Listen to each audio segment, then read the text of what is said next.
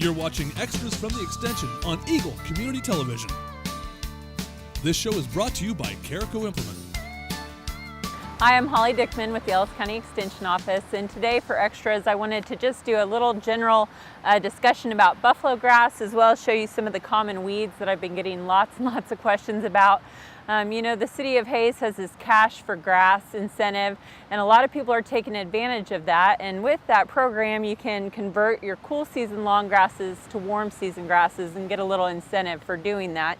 I wanted to talk a little bit about buffalo grass because it is a popular grass in the area. It is our native turf grass, and I just wanted to make sure that people are aware that it does need to be treated a little bit special.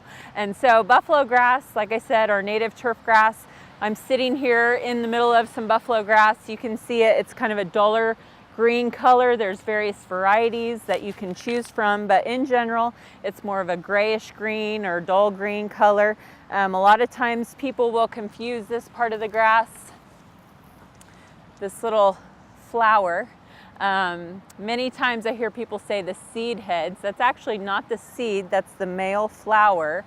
And so the seed actually occurs or is produced right down at the ground level. So when you see these little flags sticking up, that's actually the male flowers. It's not the seed. So I just wanted to point that out because I get questions about that every once in a while. One thing to know about buffalo grass is that it does prefer full sun. So we are sitting in some shade here, but for the most part of this day, this grass will be in full sun. And by full sun, I mean at least 6 hours, 6 to 8 hours of sun. If you have heavy shade in your yard, you will not be able to successfully grow buffalo grass. It will struggle, and sometimes it just won't grow at all. So I want people to be aware that if you have heavy shade, especially in a backyard or something with lots of trees, you are not going to be able to successfully grow this type of grass. The other thing to remember is buffalo grass is a warm season turf grass. So it likes to grow when it's warm. So as a result of that, it does not green up as early in the spring as cool season grasses do. It likes to have some warm weather before it does that. And it grows most actively during those warm summer months. Once it starts getting cold, this grass will go into dormancy much quicker than some of our other turf grasses that we can grow in the area. Another thing to remember about buffalo grass is that since it does grow in the warm summer months, that is when you need to do some of those activities like fertilizing, watering, things like that. If you're fertilizing buffalo grass in springtime, it's a complete waste of fertilizer. So if you have questions about that, don't hesitate to contact your extension office. One other thing I wanted to talk about today is some of the weeds that I've been getting a ton of questions about. And this is one that I talked about earlier in the season. It's starting to decline. It's at the very end of its life cycle right now, and that's Henbit. Henbit had tons of purple flowers on it here about a month or so ago. And if you want to know if that's exactly what it is, look at the stem. It's square. So if you roll it through your thumb and finger, you can feel that it's a very square stem.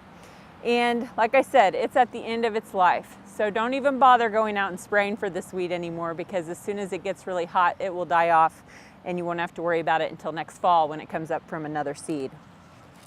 Another weed that is starting to really show up, I guess, if you haven't mowed, is cheatgrass or brome. This is a cool season grass, once again an annual. So as soon as it gets hot, this stuff's gonna start turning brown and die out and won't be an issue anymore. But if you have questions about controlling this, like the henbit, it does germinate in the fall, so you can control some of these things in the winter time with some chemical applications. Another one that I've had lots of questions about, and you notice it around the area right now, it has tons of little pink flowers. So sometimes people think it's henbit, but it's not henbit. It's a weed called red stem fillory or stork's-bill. And this is a weed that I think with the drought in the past several years has really taken off. It has somewhat of a thicker leaf and it has a taproot. So in areas where the turf grass has thinned out, this weed may have moved in and then it just spreads. You can see it has a real spreading habit to it. And so as it grows, it just kind of covers up the grass and prevents that grass from growing. this is really becoming an issue in some of our warm season and buffalo grass areas around town. So if you have this weed, right now it's getting large, it's blooming, it's very hard to kill with a chemical application, but you'd want to go out and pull as much as you can. Otherwise you'll have to do some chemical applications when the plants are much smaller, usually in early spring or even late fall to help control this weed. Another weed that I know, I'm just starting to get questions about it, but I know in the next few weeks I'll get tons more, is this weed. And this is called little barley. This again is a weed that comes up from seed in the late fall. And right now it's starting to put out its seed heads. And as soon as we get some hot weather, this stuff will also turn brown. And that's when I really start getting the phone calls, because people see it, little brown spots in their yard or big clumps of brown spots in their yard if they have larger infestations. Once again, not much you can do about it at this time of year, but there are applications of pre-emergence that can be made in the fall, as well as some chemical controls that could be done in the wintertime on warm season grasses to control this. I always compare this weed to winter wheat because it has the same life cycle. Starts growing in the fall, continues to grow some throughout the winter. Once it warms up, it takes off, and as soon as it gets hot, it starts to die off. So think about wheat harvest. That's when this stuff is going to be brown and done with its life cycle. So I just wanted to point out a few weeds today that I've been getting lots and lots of phone calls about. And if you have questions about your yard, or maybe you're unsure of what weed you have that you're trying to treat, please bring it into your local extension office so we can help you. A lot of times you really do need to know what kind of weed it is to have the best possible control that you can to take care of it. If you have other questions, like I said, contact your local extension office. We're there to help you out.